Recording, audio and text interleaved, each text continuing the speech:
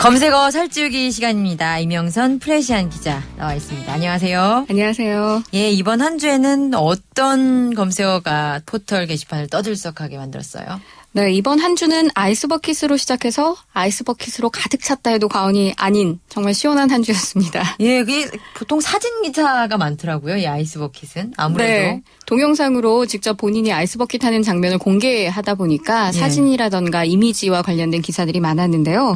어쨌든 국내에서도 정치인, 연예인 할 것 없이 너도 나도 나서고 있어서 그야말로 열풍, 돌풍입니다.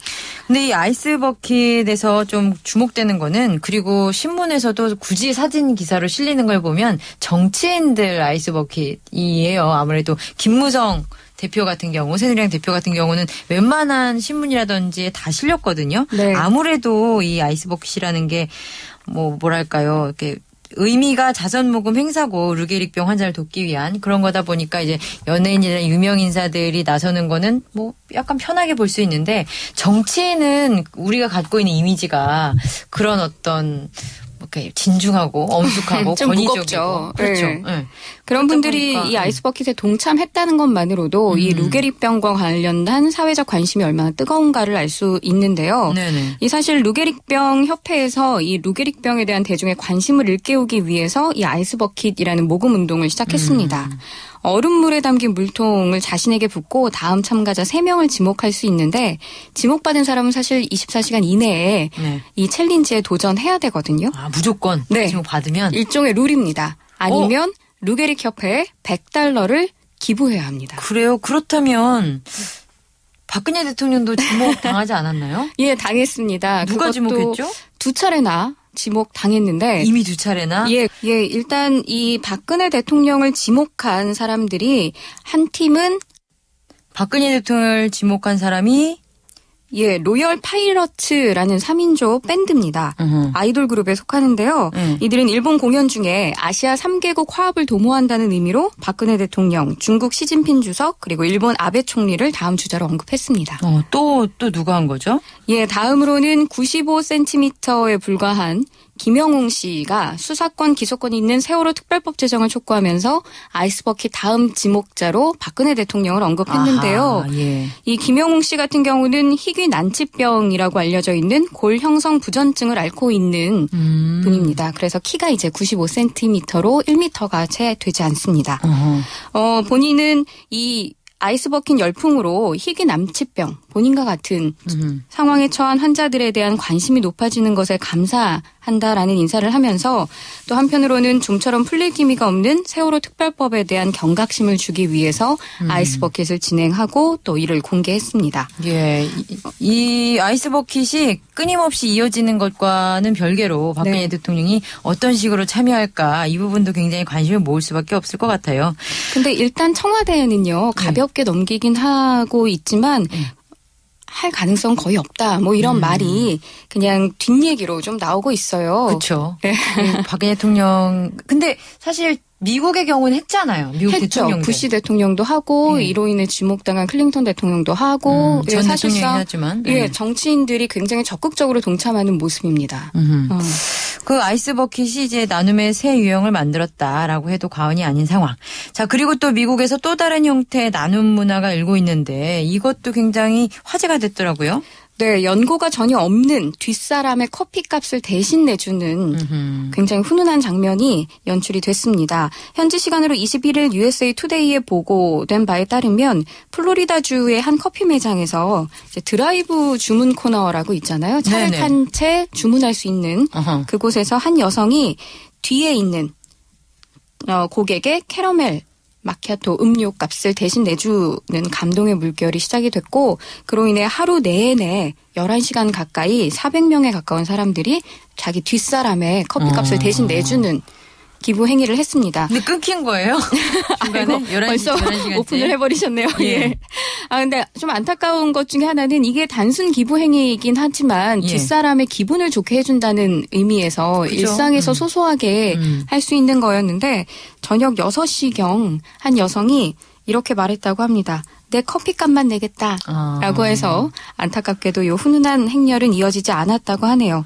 근데 지금 이렇게 외국의 사례를 굳이 언급하지 않더라도 우리나라 같은 경우 오늘만 해도 광화문 광장에 100여 명 이상이 함께 동조 단식을 하고 있거든요. 세월호 특별법의 어떤 여러 가지 의미를 굳이 거론하지 않더라도 네. 목숨을 건 어떤 큰 뜻을 가지고 있는 사람의 투쟁 행렬 또는 이 농성 행렬 자체를 나도 대신하겠다라고 해서 사회 각계 인사들, 뭐 이미 문재인 의원도 동참을 했고요. 네. 그리고 새정치민주연합 여성 의원들도 동참을 한 상태이기 때문에 정치인 또 영화를 제작하는 이런 대중 예술인들의 참여가 이어지고 있어서 아이스버킷 못지않은 이런 선행의 의미를 담은 하나의 좋은 행동. 예. 그런 면에서는 우리나라도 충분히 미국의 선례와 같은 사회적 움직임이 일고 있다고 해도 좋을 것 같습니다. 예, 저희도 이 부분에 대해서는 일부에서 이야기를 들었어요. 그러니까 릴레이. 그러니까 어떤 의미를 가지고 우리가 이것을 이어서 하느냐에 대해서 다들 말씀을 많이 해주시더라고요. 예. 계속 이어졌으면 좋겠습니다. 그 다음에 또 이것은 약간 쑥스러운 검색어였는데 네. 도대체 김수창이 누구냐. 도대체 성도착증이라는데 뭘 어떻게 한 거냐 이런 것들이었죠. 김수창 전 제주지검장입니다. 이미 네. 본인이 사표를 던졌기 때문에 전 제주지검장인데 이분의 음란 행위와 관련된 사안이 누리꾼의 관심을 집중시켰습니다. 예. 바로 어제 22일 김수창 전 제주지검장이 사건 발생 열흘 만에 자신의 범행을 시인했습니다. 크나큰 충격을 드려서 죄송하다. 극도의 수치심으로 죽고 싶다. 정신적 문제에 대해서 전문가와 상의해 치유하겠다. 이런 입장을 밝히긴 했는데요. CCTV 뭐 이런 결과를 놓고 보면 더 이상 오리발을 내밀 수 없는 입장이에요. 초반에는 사람을 잘못 봤다고 부인을 했었어요. 네. 그죠? 본인도 그 근처를 지나가기만 했다라던가 아니면 음란 행위까지는 아니었다라는 식으로 적극적으로 반대의 의사 그리고 이거에 대해서 불편한 심기를 내비쳤었는데 네. 그 사건 현장 인근 10개 CCTV를 분석해보면 8월 12일 밤 11시 32분부터 20분간 총 5차례 음란 행위를 한 것으로 알려졌습니다. 그러다 보니까 이거 사실 이게 검색어 오르는 것도 약간 쑥스럽긴 한데 성도착증이라는 단어가 네. 검색어에 오른 것도 이게 연결돼서 오른 거죠? 그렇죠. 사실상 김수창 전 제주지검장 같은 경우는 성도착증 환자라고 볼 수 있습니다. 이 중요 부위를 노출하거나 음란 행위를 반복하는 것 자체가 이 증상의 한 형태이기 때문인데요. 네.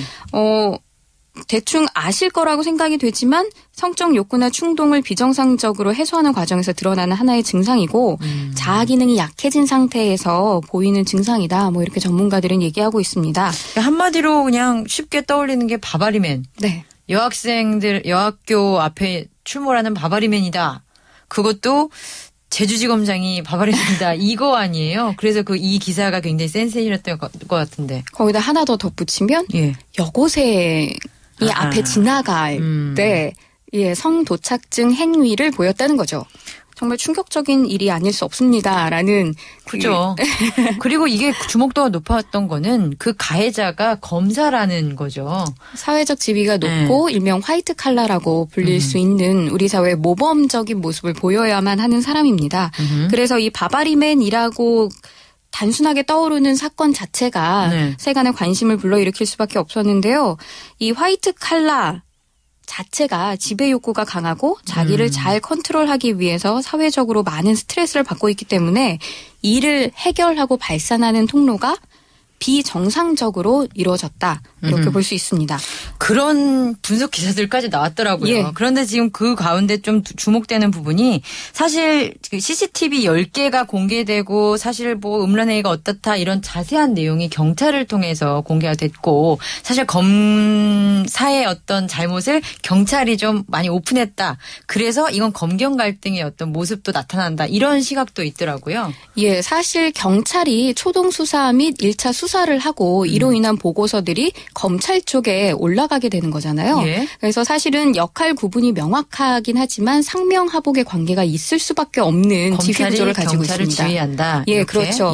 근데 하필이면 이번에 가해자 그리고 어떤 범법 행위를 저지른 사람이 최고위층 검찰에서도 사실상 굉장히 높은 자리를 바라볼 수 있는 최고위층 인사였다는 거죠. 그리고 이 김수창 전 지검장이 과거에 그 경찰 비하 발언이라고 오해를 살 만한 발언들도 있더라고요. 평상시에도 좀 권위적인 모습을 많이 보였었고요.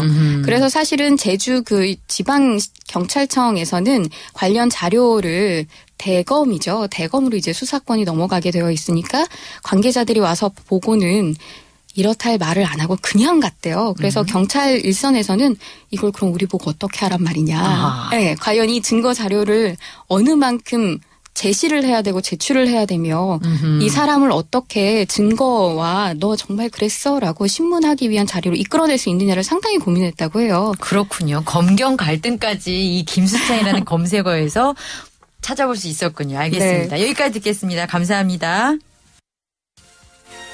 고맙습니다. 이명선 프레시안 기자였습니다.